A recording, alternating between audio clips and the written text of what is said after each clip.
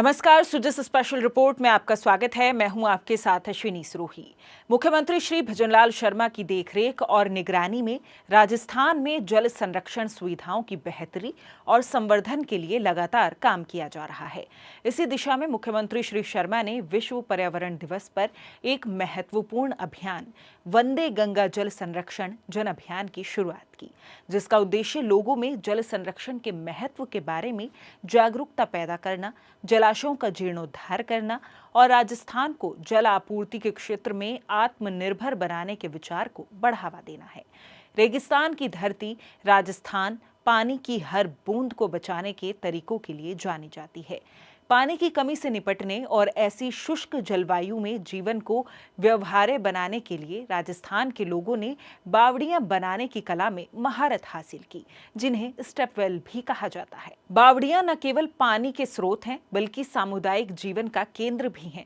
पहले के दिनों में महिलाएं यहां पानी लाने और सामाजिक मेलजोल बढ़ाने के लिए इकट्ठा होती थी।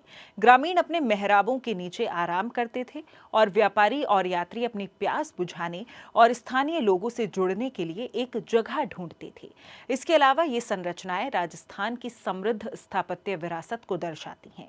राजाओं, व्यापारियों और ग्रामीणों द्वारा समान रूप से निर्मित बावड़ियों को वर्षा जल को इकट्ठा करने और भविष्य में उपयोग के लिए कुशलतापूर्वक संग्रहित करने के लिए डिजाइन किया गया था। प्रत्येक बावड़ी उस समय की इंजीनियरिंग कौशल और जल संरक्षण की गहरी समझ का प्रमाण है। आज ये बावड़ियां स्थापत्य स्थलों, पर्यटकों के आकर्षण और भारत के अतीत की एक समृद्ध विरासत के रूप में काम करती हैं। वे दिखाती हैं कि कैसे मानव रचनात्मकता अभाव पर विजय प्राप्त कर सकती है और कुछ बेहद खूबसूरत और उद्देश्यपूर्ण बना सकती है। आइए अब राजस्थान की कुछ प्रसिद्ध और महत्वपूर्ण बावड़ियों पर एक नजर डालते हैं। दौसा की आभानेरी चांद बावड़ी भारत की सबसे प्रतिष्ठित बावड़ियों में से एक है, जिसका निर्माण 9वीं शताब्दी में हुआ था। इसमें 13 मंजिलों की गहराई तक 3500 से अधिक सममित सीढ़ियां हैं। ज्यामिति और कलात्मकता का एक उल्लेखनीय कारनामा है। बूंदी की रानी जी की बावड़ी रानी नाथावती द्वारा 1699 में निर्मित ये बावड़ी नक्काशीदार स्तंभों और मेहराबों से सुसज्जित है। ये बूंदी और उसके शासक वंश की समृद्ध स्थापत्य शैली को उजागर करती है। वहीं ब्लू सिटी में एक मध्य युगीन बावड़ी तूर जी की झालरा 1740 के दशक की है। हाल ही में इसका व्यापक जीर्णोद्धार किया गया और ये पर्यटकों के लिए एक लोकप्रिय स्थान बन गया है। पन्ना मीना का कुंड आमेर किले के पास ये एक आकर्षक बावड़ी 16वीं शताब्दी में बनाई गई थी। ये उपयोगिता और कलात्मकता का एक आदर्श मिश्रण है, जिसमें सममित सीढ़ियां और एक शांतिपूर्ण माहौल है। रत्नागढ़ की बावड़ी ये कम प्रसिद्ध बावड़ी चित्तौड़गढ़ किले के करीब स्थित है।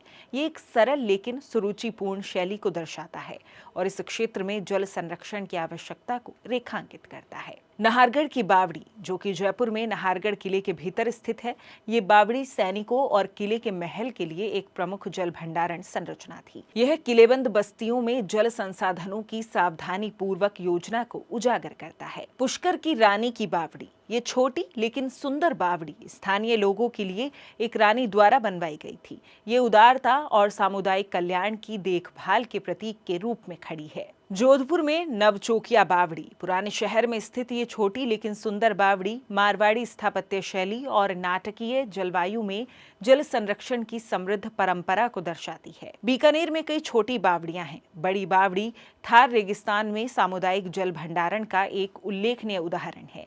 जैसलमेर का डाबरी कुंड एक छोटी लेकिन अच्छी तरह से डिजाइन की गई बावड़ी है, जिसे थार की गहरी घाटियों में पानी की कमी से निपटने के लिए डिजाइन किया गया है। अजमेर में भी कई छोटी बावड़ियां हैं। उनमें से सबसे प्रसिद्ध आना सागर के पास की मोढेरा बावड़ी है, जो मध्य युगीन जल प्रबंधन तकनीकों को दर्शाती है। मारवाड़ की प्राचीन राजधानी मंडोर में ये बावड़ी अपने नाटकीय ऐतिहासिक परिवेश में मिश्रित वास्तुकला का एक बेहतरीन नमूना है।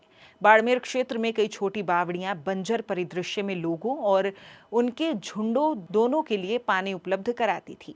प्रत्येक बावड़ी जलवायु और संसाधनों के अनुकूल होने को दर्शाती है। राजस्थान की बावड़ियां सिर्फ जल संग्रहण संरचनाएं नहीं हैं, वे इस क्षेत्र की समृद्ध संस्कृति, परंपराओं और स्थापत्य कला का प्रतिनिधित्व भी करती हैं।